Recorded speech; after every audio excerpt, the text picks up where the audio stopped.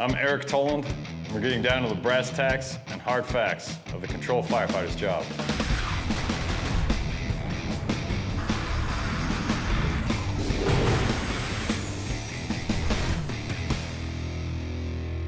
The vital role of the control firefighter starts here on the floor below the fire. As the rest of the crew gets out of the stairwell, drops their packs, and starts hooking up, Zach, the control firefighter here, brings some hose with him, stands on it so that he has control of it, and with his kit, starts getting ready to hook up. One of the first things he wants to do is take a look at that outlet valve. He's gonna look at it, kind of size it up. Is it an old beat up valve that's maybe never been opened? Is it a newer valve? Is it a PRV?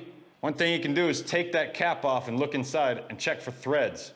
If he can visualize the threads, he knows it's not a PRV. Be careful not to stick your fingers up in there to feel for those threads, because you don't know what's been shoved in there as trash or something that could poke you or hurt you. Next thing he wants to do is start hooking up his equipment. First thing that goes on here is the gate valve. And what we want to do is flush through this gate valve. The reason we're going to do that is because if this valve fails, this valve, as we open it, maybe the stem gets jammed, maybe it seizes, maybe the wheel breaks off. Using our gate valve gives us full control of this outlet and allows us to shut it back down. Without that, we could be stuck with water flowing from a valve that we can't control anymore.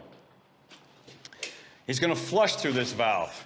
And as he gets ready to do that, he's going to yell flushing to give the other crews coming up the stairs a heads up that there's going to be a lot of water coming. Go ahead and flush there, Zach.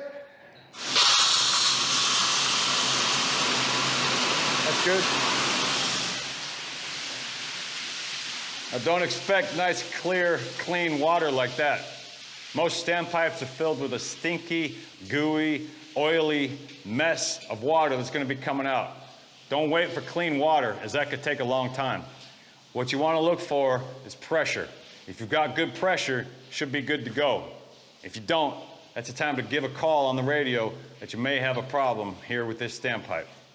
Next thing going on is this inline pressure gauge, and this is key because at this point here, Zach basically becomes a remote engineer, a remote pump operator, and we got to get that pressure set.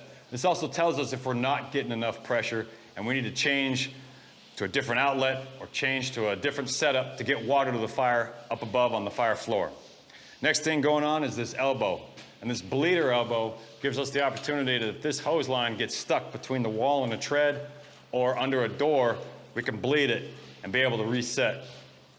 Right now, we're expecting that the hose has been stretched and he's getting ready to hear that call for water. And what I like to do is use Zach's name over the radio if that opportunity is there. Oftentimes, there's so much radio traffic, you might have to get back to the stairwell and say, Zach, water. That way he knows that it's us calling for water and that we've got the line stretched and we're ready. You can go ahead and charge it, Zach.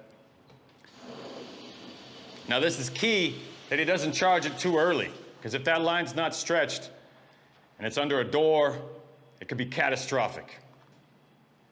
Once he opens that up, he's charging it and he's watching it go up the stairs here, and he's chasing kinks. He's going to leave this spot and make sure it's okay. He knows he's got a little bit of time, but he's also listening for that bail to be open and water to be flowing. And once that happens, he's got to get right back here to the gauge and set that pressure. We've got 150 feet stretched, so it's going to be 65 at the outlet. And that's our flow pressure, and that's what matters.